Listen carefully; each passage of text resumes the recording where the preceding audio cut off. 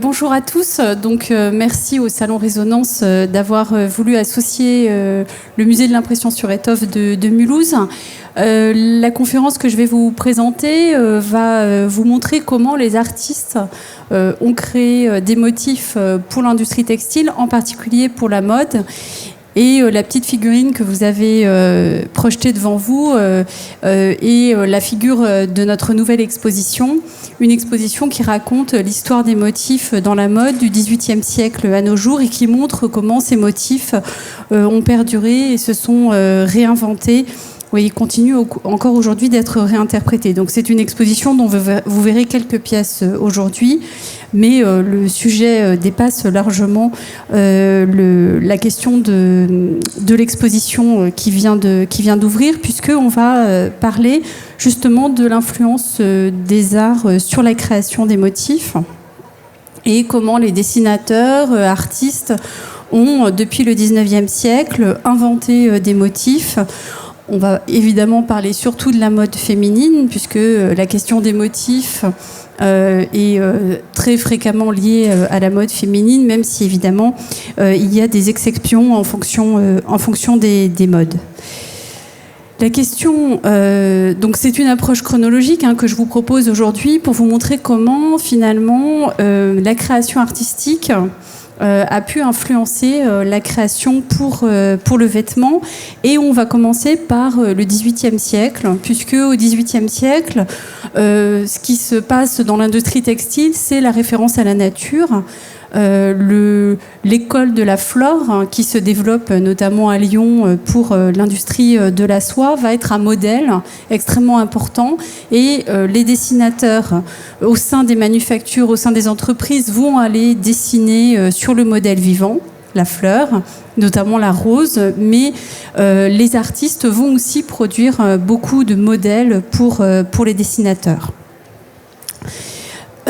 Cette mode de la fleur naturelle, elle est concurrencée par une autre mode qui est la mode des fleurs exotiques.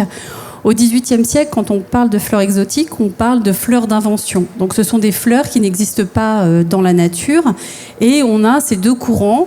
D'un côté, le courant naturaliste, et d'autre le côté, le courant d'imagination, d'invention, de création autour de cette nature inventée dont l'origine provient des Indes, puisque au XVIIe, au XVIe et au XVIIe siècle, on importe des toiles imprimées, les fameuses indiennes, mais aussi des pékins qui sont des soies imprimées et qui vont ensuite alimenter tout un univers dont vous voyez ici. Vous voyez ici l'exemple d'un pékin de Chine qui est peint à la main.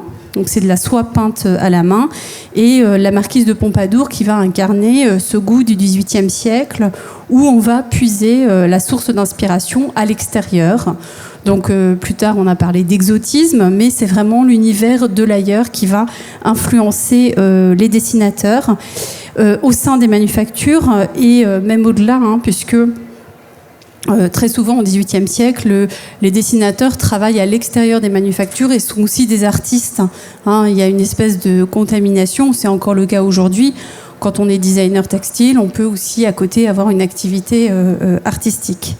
Ici, vous avez l'exemple de la transposition de motifs qui proviennent des Indes, avec notamment des calques, des motifs qui ont été décalqués sur des bordures de palampores. Les palampores, ce sont ces grands arbres de vie, et qui vont devenir des motifs all-over qui ensuite vont être utilisés pour le vêtement. Donc on a une transposition de motifs qui proviennent des Indes et qui sont transposés comme des motifs incarnant le goût exotique et des motifs considérés comme typiquement indiens. En réalité, les choses sont plus compliquées, puisque les motifs qui sont fabriqués en Inde pour le marché européen sont déjà une source adaptée, puisque les marchands viennent avec des modèles notamment des ornements, des recueils d'ornements, et vont demander aux artisans indiens d'adapter les motifs floraux. Donc il y a déjà sur place une adaptation pour le marché européen, et ensuite, un siècle plus tard, on va réinterpréter ces motifs. La différence, c'est qu'il y a un siècle qui sépare ces deux univers. Et au XVIIIe, on va lancer ces nouveaux motifs comme une mode, puisque en France, on a eu la particularité de vouloir interdire ces étoffes. Elles ont été prohibées pendant près de 70 ans pour éviter la concurrence avec la production nationale, qui était la soierie et le lainage.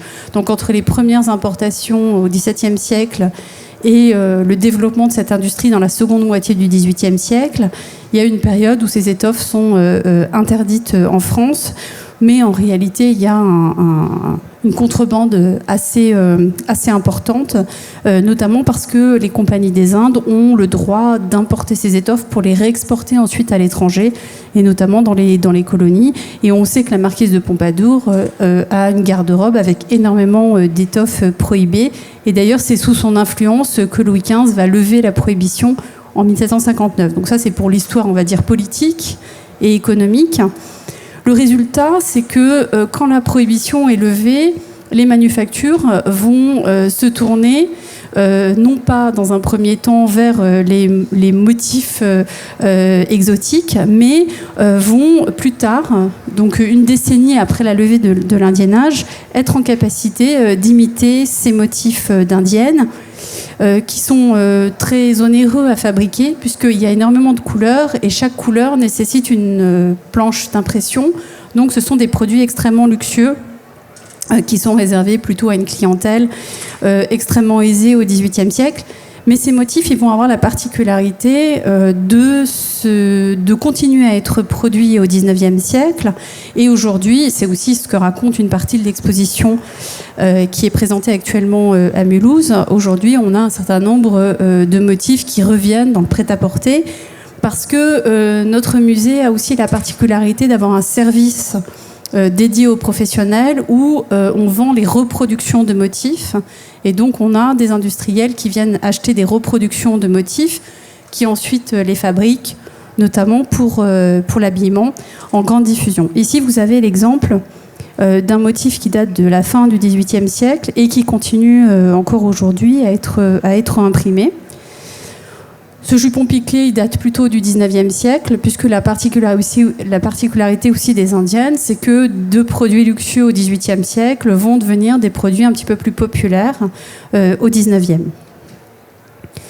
Donc là, on voit bien qu'il y a une espèce d'univers créatif, qui va devenir une sorte de paradigme de l'impression textile. Et finalement, les artistes n'ont pas franchement leur mot à dire dans cette affaire, puisque on continue régulièrement à rééditer ces motifs. Ici, vous avez l'exemple de silhouettes qui sont présentées dans l'exposition et qui montrent la diversité aussi de ces motifs qui sont importés des Indes, puisque vous avez un caraco fait avec des motifs assez importants, assez gros en termes de rapport.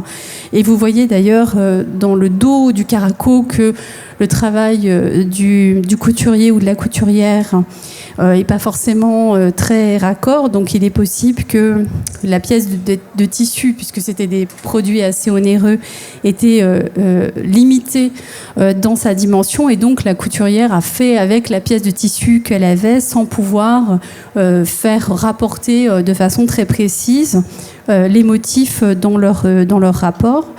Et la jupe, où il y a à peu près 10 ans qui séparent les deux étoffes. On est dans les années 1770 pour le caraco et plutôt les années 1780 pour le jupon. Et on voit ce jupon qui est fait avec une toile des Indes extrêmement fine et ces ramages qui sont vraiment une adaptation pour le marché européen. Et il est parfois difficile en fait de distinguer ce qui a été imprimé en Inde et ce qui a été imprimé en France ou en Europe.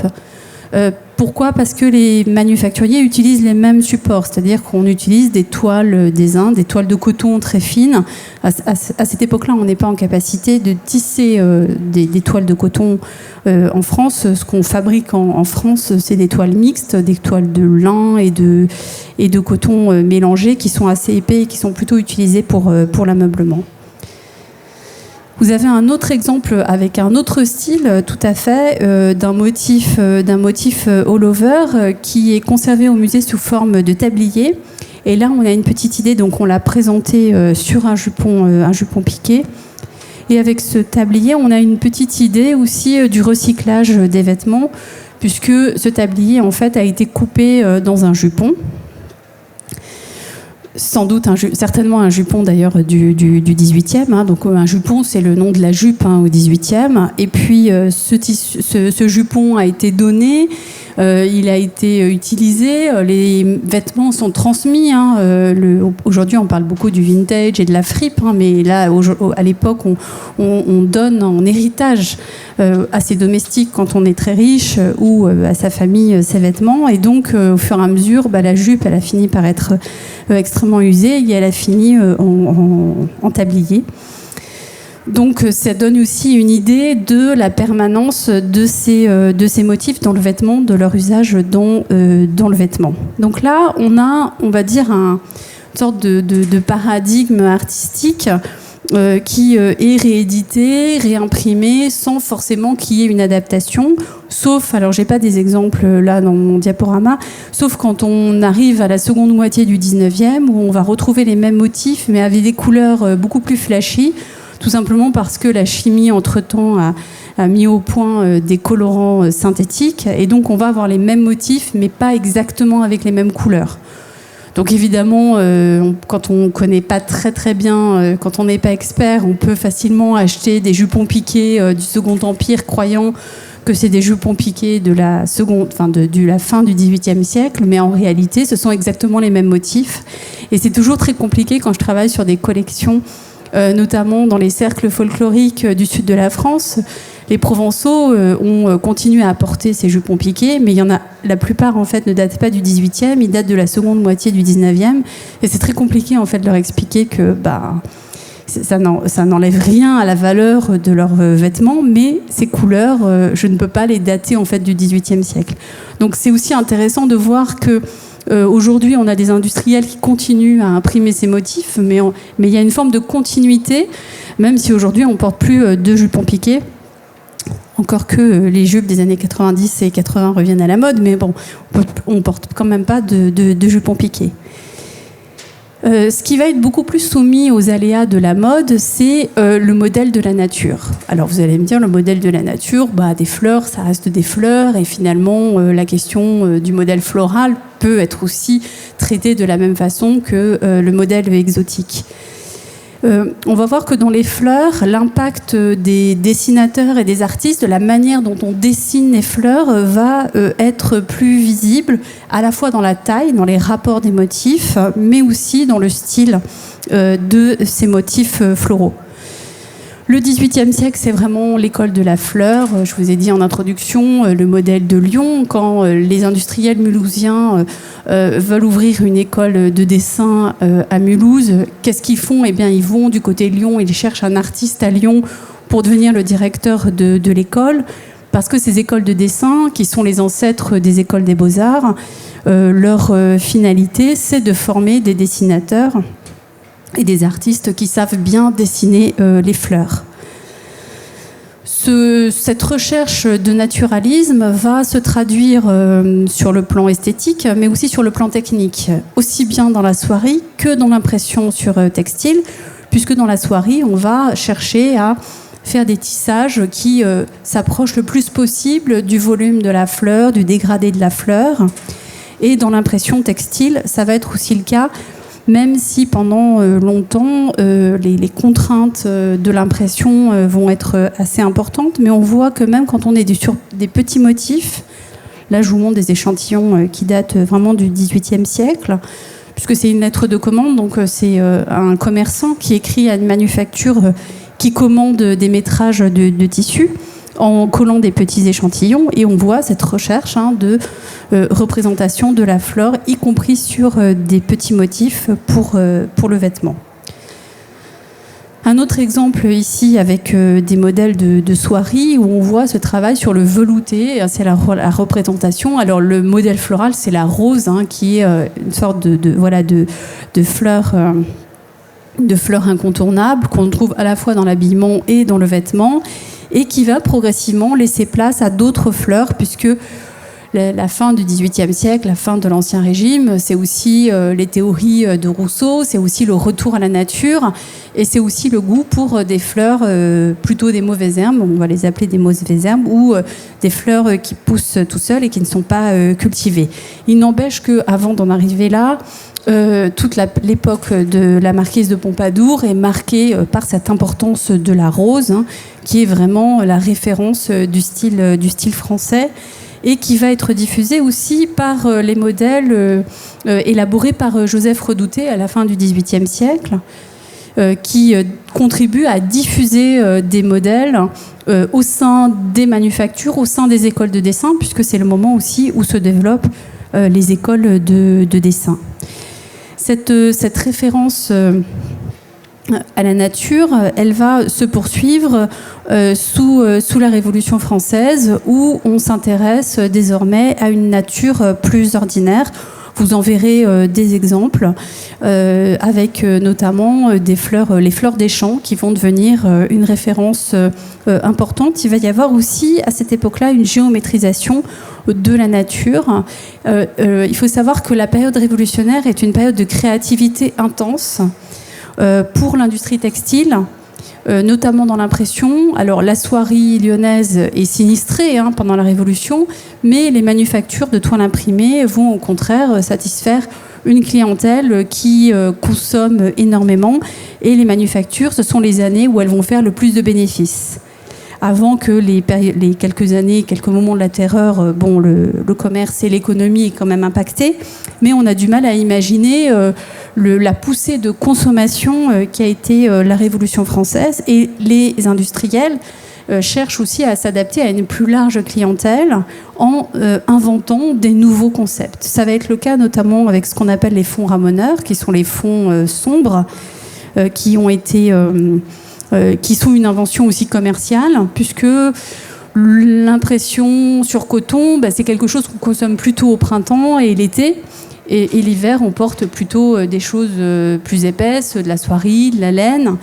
Et donc, ils vont inventer des collections biannuelles, avec une collection l'été qui est vendue au printemps avec des fonds clairs, et une collection vendue à l'automne, automne-hiver, avec des fonds sombres. Donc, on n'a rien inventé depuis Zara a inventé les collections toutes les 3 semaines, mais ça, c'est une invention quand même très, très récente. Et donc la période révolutionnaire est vraiment une période de très très grande créativité, à la fois sur le plan technique, sur le plan artistique, mais aussi sur le plan commercial, avec des procédés marketing qui sont d'une très grande modernité. Un exemple ici d'une pièce qu'on trouve donc avec ce fond ramoneur, vous voyez, et progressivement, donc là on est plutôt toute fin 18e, début 19e, une manufacture mulhousienne. On a présenté le chef de pièce pour montrer dans l'exposition que vraiment c'est une impression faite à Mulhouse.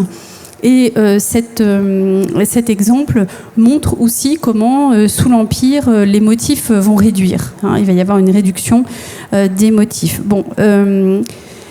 La question de la rose, on en a parlé. La question des fleurs des champs et des chapeaux de paille, ça c'est un enjeu presque politique, puisque les industriels vont s'emparer de ces motifs au moment de la Révolution, en voulant promouvoir des motifs naturalistes, mais qui seraient plus populaires, plus démocratiques. Ils ont juste oublié quelque chose, c'est que c'est une mode qui en fait est mise au goût du jour par Marie-Antoinette à la cour, mais qui n'a pas eu le temps de se répandre dans la société française pour être associée à la reine, puisqu'évidemment vous imaginez bien que sous la Révolution française, tout ce qui est associé à Marie-Antoinette est banni. Et si cette mode n'a pas eu le temps d'être démocratisée, c'est aussi parce qu'il y a l'épisode assez trouble du salon de 1786, quand elle présente au salon, elle fait présenter ce portrait d'Élisabeth Vigée-Lebrun en robe de mousseline, en robe de Gaulle, et ça provoque un scandale puisque la reine se fait portraiturer en déshabillé.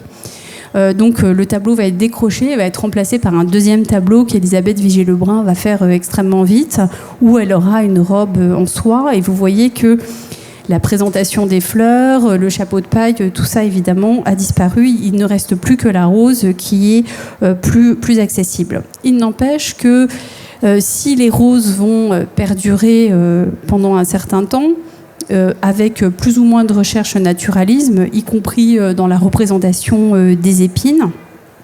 Donc là, vous en avez des exemples. Progressivement, on va voir apparaître d'autres fleurs, pas uniquement des roses, mais aussi des fleurs qui sont plus ordinaires. Ici, vous avez un exemple de chevrefeuille. Donc il faut imaginer que ces motifs, alors évidemment, on a conservé très peu de vêtements, donc on parle de la mode, mais on en a conservé très peu. Ici, vous voyez des iris. Et surtout, sous la Révolution française, on va voir que progressivement, ces roses vont laisser place, soit de façon beaucoup plus importante au feuillage. Et les feuillages des roses, les feuilles des roses sont très, très reconnaissables. C'est aussi des formes qui sont faciles à dessiner, en fait. Donc il y a aussi le fait que c'est facilement reconnaissable pour les consommateurs, donc les consommateurs peuvent facilement s'identifier.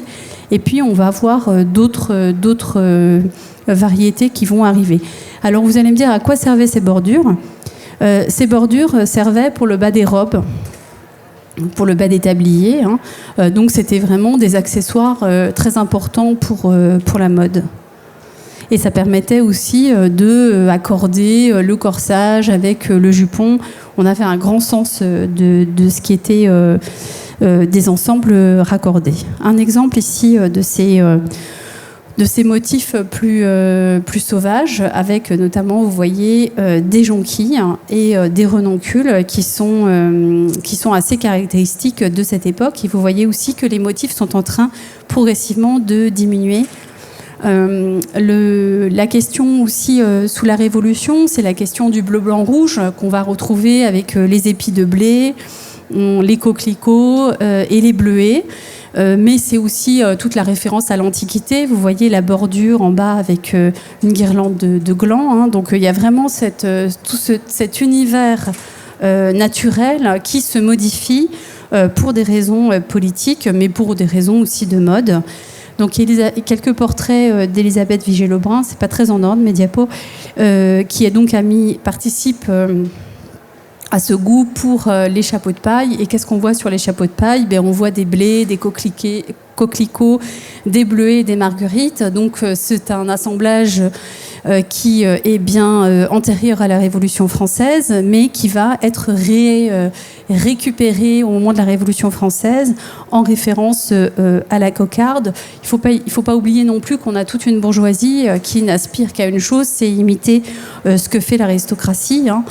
Donc ça va devenir véritablement un symbole révolutionnaire et les fabricants vont s'en emparer tout simplement parce que c'est à la mode. On va le retrouver aussi dans les carrés de coton qui sont vendus comme ce qu'on appelle les mouchoirs de cou, donc pour mettre autour du cou. On va le retrouver dans des caracos. Et puis les manufactures vont aussi s'engouffrer en quelque sorte pour ce goût pour la nature, avec des motifs qui vont véritablement évoquer des paysages, alors que ce sont des objets qui sont imprimés pour être utilisés dans la mode. Donc ici vous avez le détail d'un mouchoir de cou qui est présenté dans l'exposition, et vous voyez que c'est un véritable champ.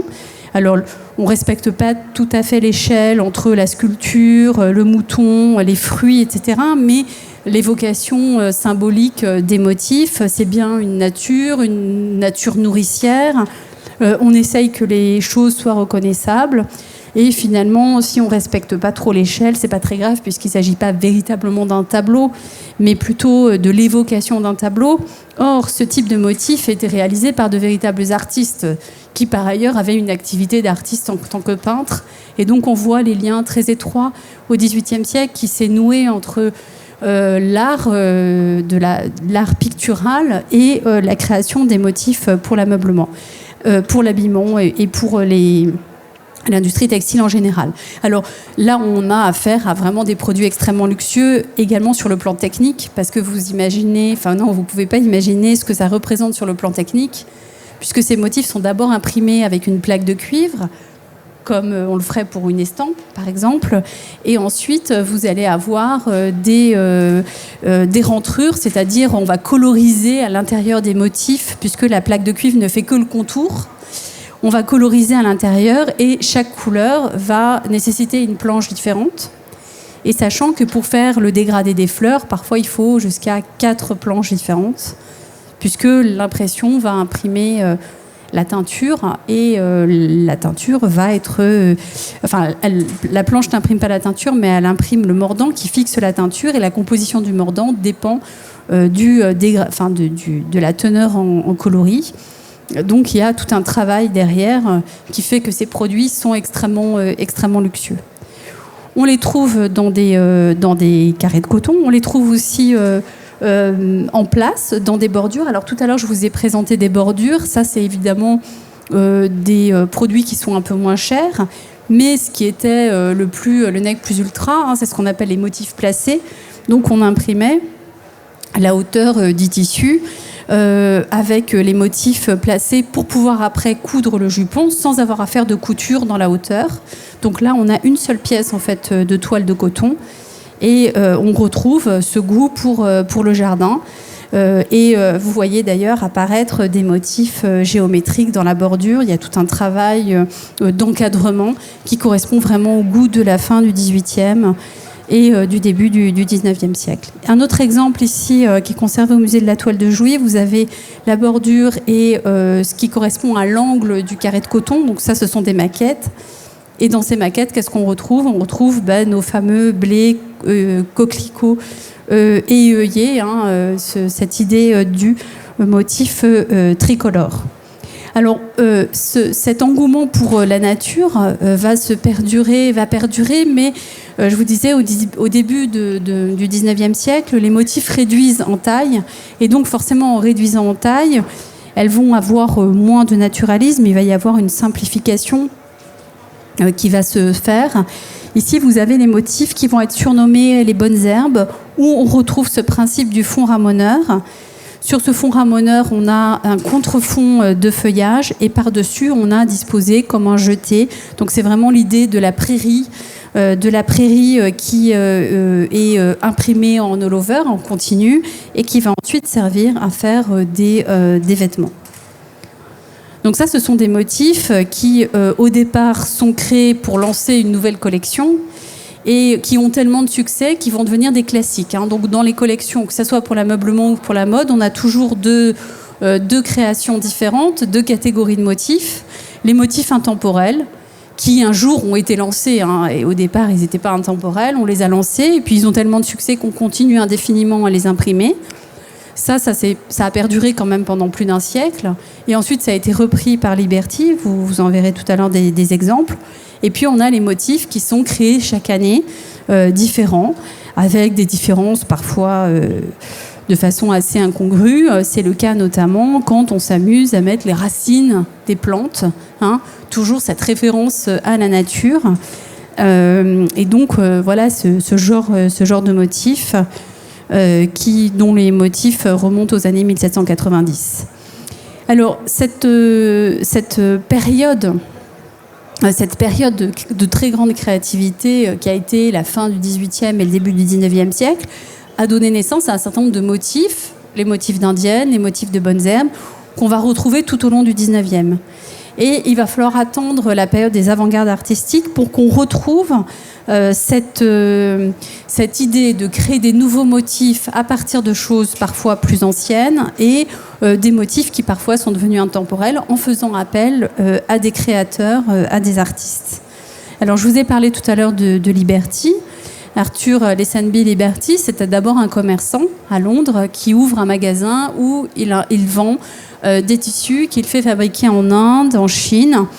Et en même temps, il va développer progressivement une création et une impression textile dans les environs de Londres, notamment à Manchester, qui est le grand centre industriel anglais.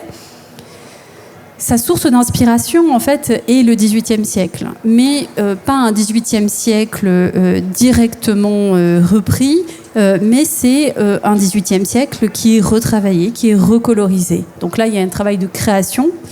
Et puis son autre source d'inspiration, c'est l'Asie. C'est évidemment les tissus japonais. Donc dans tous les motifs Liberty, on trouve vraiment des choses qui rappellent les tissus du XVIIIe siècle, mais il faut vraiment bien les connaître pour les reconnaître, hein, parce qu'il y a une modification de la couleur. Et puis des motifs qui sont vraiment repris à l'artisanat du Japon.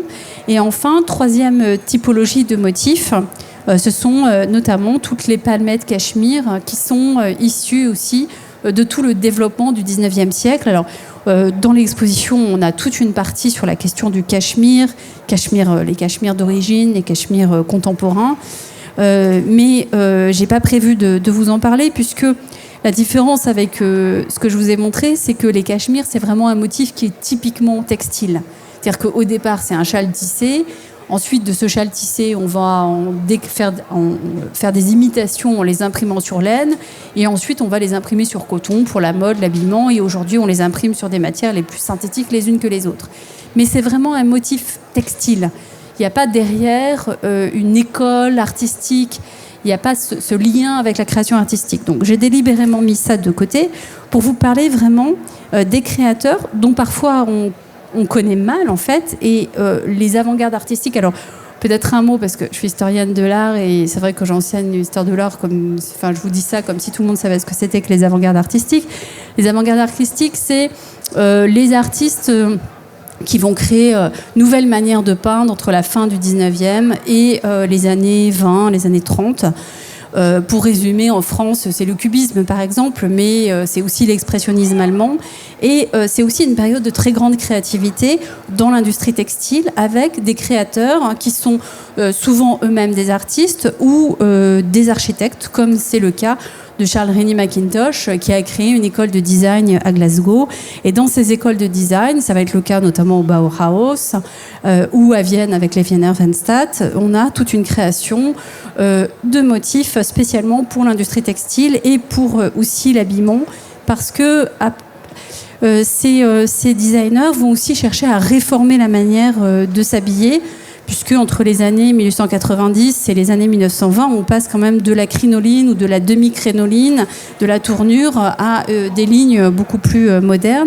Et donc, il y a aussi un enjeu sur la réforme de l'habillement, donc on ne va pas aborder aujourd'hui, mais il faut avoir en tête évidemment tout ce contexte pour comprendre aussi que ces créateurs accompagnent des réformes qui ne se limitent pas à la création artistique, mais qui touchent en fait toute la société.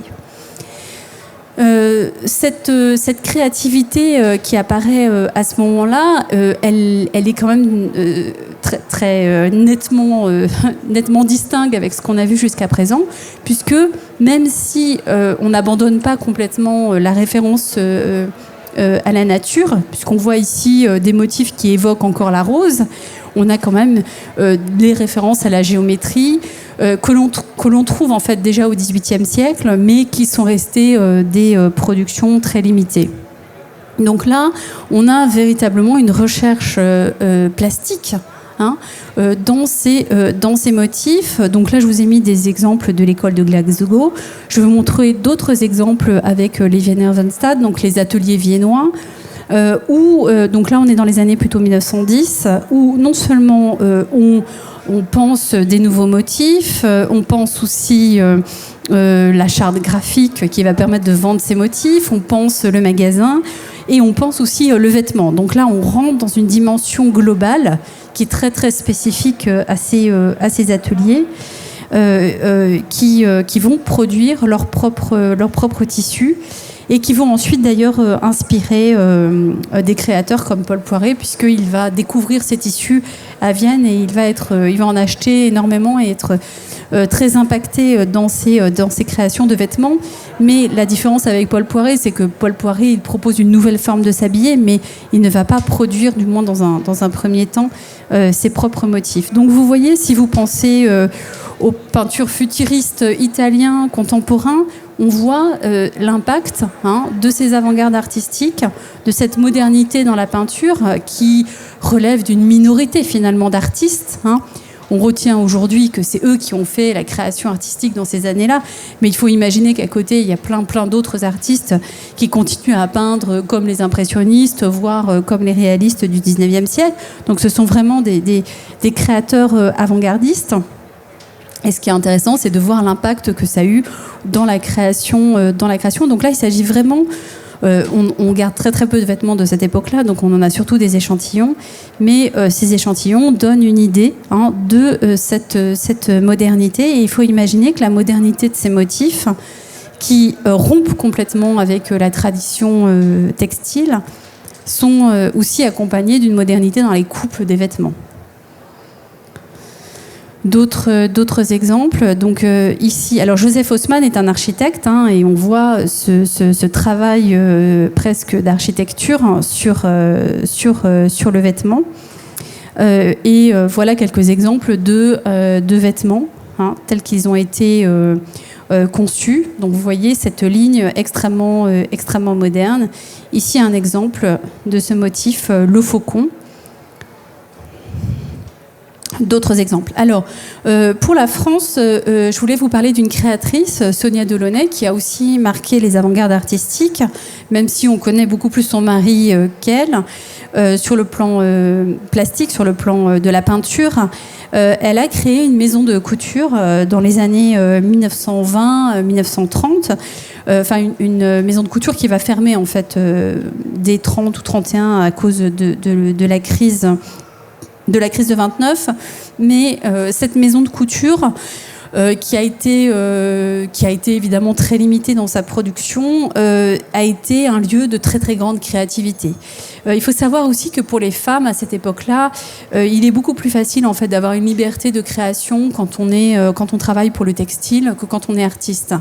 Et beaucoup de femmes d'architectes, notamment au Bauhaus, se sont cantonnées en fait à l'atelier textile parce que c'était là où on leur foutait la paix, pour dire les choses vulgairement, et c'est là où elles ont pu exprimer en fait leur créativité. Donc on a un certain nombre de véritables artistes qui sont considérés véritables artistes qui ont pris ce support pour exprimer leur créativité, mais Sonia Delaunay est allée encore beaucoup plus loin.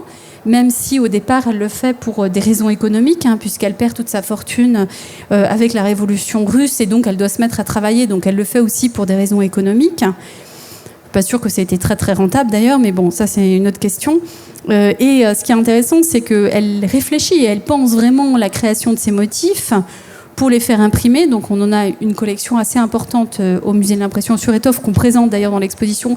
Ça, ce sont des pièces exceptionnelles parce qu'il y en a très peu. Et ce sont des pièces qui sont très demandées par les musées, parce que tout le monde veut exposer les vêtements de Sonia Delaunay, et on peut peu les prêter, parce que on en a peu, et le textile est fragile, donc on peut relativement peu les exposer. Donc si vous avez l'occasion de venir à Mulhouse, c'est vraiment l'occasion de voir des pièces qui sont rarement présentées. Elle a voulu, avant son décès, en 1979, faire une grande donation au musée, à Mulhouse, parce que beaucoup de ces tissus sont imprimés. Donc c'était vraiment la question de l'impression pour elle qui était important. Dernier élément sur lequel je voudrais terminer mon intervention, c'est l'invention du prêt-à-porter qui va impacter aussi la création des motifs, puisqu'à partir de là, il faut qu'on touche plus de monde. Sonia Delaunay, c'est des lignes qui sont très limitées en nombre, donc, et puis c'est assez cher, c'est assez luxueux, c'est pas du sur-mesure mais presque. Donc elle n'a pas un besoin de plaire à beaucoup de monde, puisque finalement les gens viennent s'habiller chez elle pour l'aspect moderne et nouveau. Dans le cas du prêt-à-porter, c'est tout à fait différent. On produit en grande quantité, on fait des tailles, on invente le système des tailles. Et donc, il faut que les motifs et il faut que les industriels du textile puissent avoir des références qui plaisent à un maximum de monde. Et moi, ce qui m'a intéressée dans les collections que l'on a au musée, notamment la fin des années 50, on a tout un fonds important qu'on montre dans l'exposition. Alors ça concerne évidemment pas tous les motifs, hein. Mon regard est un peu biaisé, mais le sentiment que j'ai, c'est que là, on rentre dans une autre dimension de la création du motif textile, où on a des spécialistes, hein, des designers textiles, des stylistes, qui vont véritablement aller puiser dans des références artistiques qui sont l'incarnation du bon goût. Alors dans les années 50-60, c'est quoi l'incarnation du bon goût? Je crois que c'est toujours le cas aujourd'hui, c'est l'impressionnisme. L'impressionnisme, c'est la référence. Donc là, vous voyez l'influence de Monet, l'influence de Renoir. Alors bon, c'est un peu biaisé, puisque je suis allée vous chercher des exemples. Mais cet univers fleuri qui revient... Alors vous allez me dire, il y a aussi la renaissance de la France. Et puis, c'est pas vendu qu'en France, c'est vendu en Europe. Donc il y a aussi cette idée de la Renaissance après la Seconde Guerre mondiale, d'une mode extrêmement fleurie. Donc vous avez vu la petite dame en introduction. Et ce qu'on voit aussi, c'est que dans les coupes des vêtements, ce qu'on voit, c'est la diffusion de la création de la haute couture dans le prêt-à-porter. Puisque cette ligne-là, c'est la ligne du New Look. C'est 1947 avec Christian Dior. Et tout le monde croit qu'en fait, c'est un dessin de Christian Dior. Auquel je n'avais pas du tout pensé, parce que c'était pas vraiment ce que je voulais raconter, même si le sous-titre de l'exposition, c'est de la marquise de Pompadour à Christian Dior, donc il est bien présent dans l'exposition. À plusieurs moments, on a des pièces de prêt-à-porter de la maison Dior qui montrent comment est-ce que ces motifs continuent à circuler aujourd'hui. Mais à la fin des années 50, c'est vraiment la diffusion des coupes du New Look dans le prêt-à-porter. Et ça s'accompagne de toute une création de motifs. Donc nous, ce que l'on conserve au musée, ce sont les rebraques, c'est-à-dire les essais avec des différentes gammes de couleurs, sachant que toutes les couleurs n'ont pas été produites, n'ont pas été commercialisées. Et puis on a les photographies en noir et blanc avec les modèles. Et tout l'enjeu aujourd'hui, c'est de pouvoir retrouver les vêtements faits avec ces tissus qui étaient fabriqués à Mulhouse et qui ont assuré le développement de l'industrie textile alsacien dans l'après-guerre avec cet enjeu de l'habillement. Vous voyez ici c'est un tableau de Matisse. Alors j'ai évidemment Matisse, c'est peut-être celui des artistes d'avant-garde qui est le plus influencé par la question du textile et de la tapisserie. Mais dans ces tissus des années 50, ce que l'on voit aussi, c'est à nouveau ce goût pour la nature qui revient. Donc on a aussi cette référence finalement à la nature qui refait surface en quelque sorte, sans forcément qu'on veuille imiter spécialement le XVIIIe siècle, mais on a produit énormément de motifs de lilas au XVIIIe, et on va le retrouver pour ces robes d'après-midi, des petits muguets. Le muguet, c'est aussi un exemple qui revient fréquemment. Et pour terminer, je voulais terminer sur la lithographie qui a été donc utilisée pour l'affiche de l'exposition, qui est cette entreprise Tacosa, qui est en fait Taco SA, une grande entreprise d'industrie textile qui est entre l'Allemagne, la Suisse et Mulhouse, et qui va produire pour le prêt-à-porter en produisant à la fois des tissus, mais aussi tous les modèles qui vont accompagner la vente de ces tissus. Donc ça, ce sont aussi des sources et des documents qui ont été peu valorisés, puisque jusqu'à présent, on s'est relativement peu intéressé, pour ce qui concerne le musée en tout cas, on s'est relativement peu intéressé au XXe siècle, et il serait le temps qu'on s'y intéresse, parce que des robes de ces années-là, on en a peu gardé.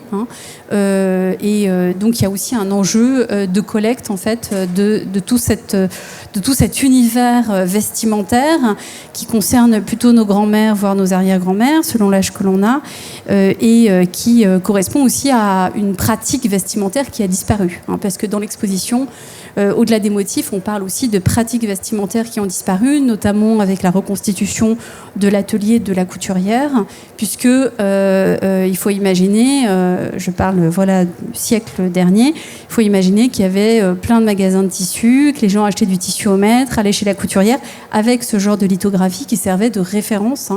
Donc il y a aussi un enjeu, je pense, de transmission pour les nouvelles générations, de savoir comment on s'habillait avant que Zara n'existe. Je vous remercie et je suis à votre disposition pour des questions.